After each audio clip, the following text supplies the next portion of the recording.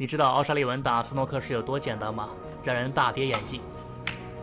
这是斯诺克最嚣张的比赛，绝对没有之一。并且这一局比赛当年被很多媒体评价为非人类操作。火箭正是用这一局比赛来证明他吹过的牛绝不是空口无凭。这是10年世界公开赛，火箭对阵马克金。对手马克金这一杆开球给火箭很大压力。他是想钻红球和库边的空隙，没有避开这一颗红球。当时火箭已经到赛点了，抬高杆尾，朱尼杆打丢了。抬高杆尾打球其实就增大了失误率。这一颗红球回弹之后直接漏机会了，马克金还是不太相信自己的眼睛。朱尼杆的右塞漂亮。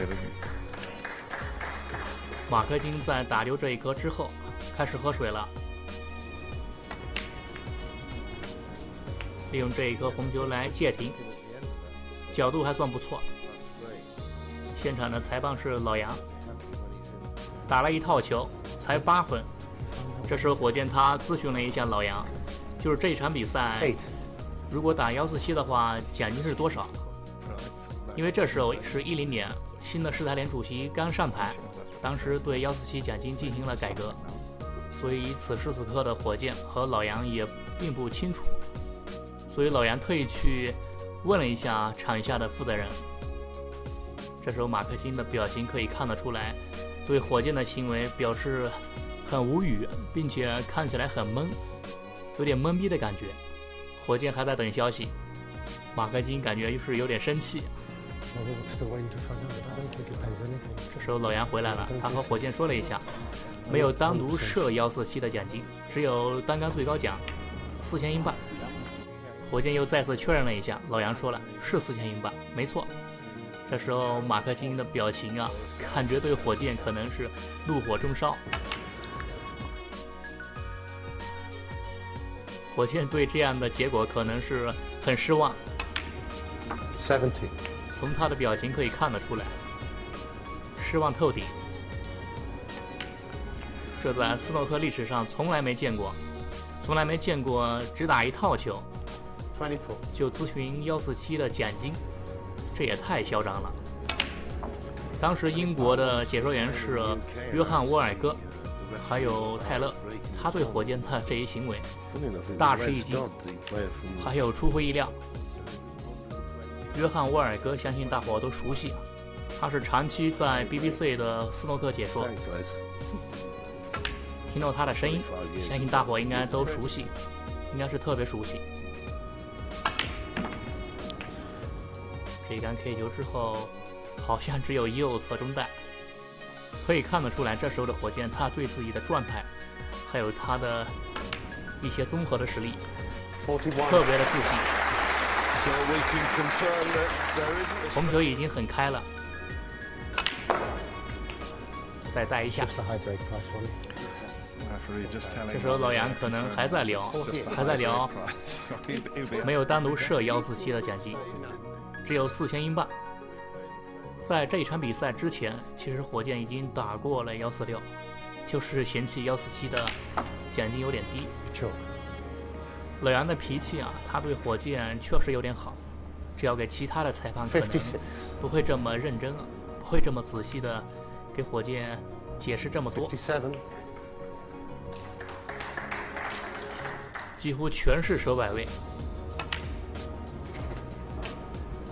自己吹过的牛，相信现场的观众还有对手以及老杨都在期待。期待火箭能否打出147。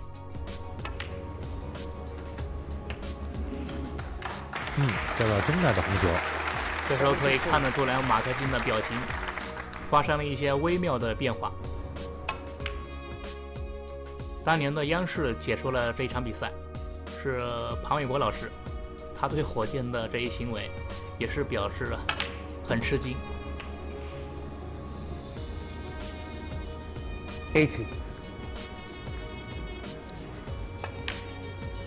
马克金和火箭他们私下里的关系其实还不错，因为他们小时候可能就认识。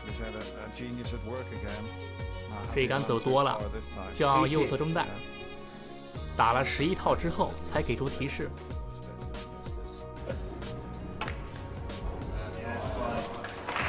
真是厉害！这一场比赛也是诠释了火箭的称霸台坛几十年的秘诀，超级思路，还有他变态的执行能力。现场的球迷都在期待，真准！但是白球起来的不多，黑球角度太大了，火箭几乎都没怎么考虑，需要避开绿球还有咖啡球。这力度还有他的线路真是绝了，球摆位感觉电脑也没有打出这样的效果来。刚才红球上面的顶带还有背颗球的走位，确实是展示了火箭强大的实力。竟然被他给端到了。113. 黑球流的角度特别舒服，推一步上去。下面的彩球对于火箭来说就像吃菜一样。120. 从来没见过打斯诺克，特别是打147，还可以这么的轻松。125. 相信此时此刻的马克金也不会生气，因为火箭用他的实力来证明他之前吹过的牛绝不是空口无凭。134. Come on, Ronnie. 滚球角度有点大，需要吃库。104. 漂亮，黑球的角度特别舒服，但是这时候火箭不打了，他握手了。这时候老杨去劝说了，为了现场的粉丝，你还是打吧。最后的黑球竟然大力的私奔，从来没见过打斯诺克还可以这么的骚气，还可以这么的嚣张。最后的黑球，很多人应该都不敢这么打。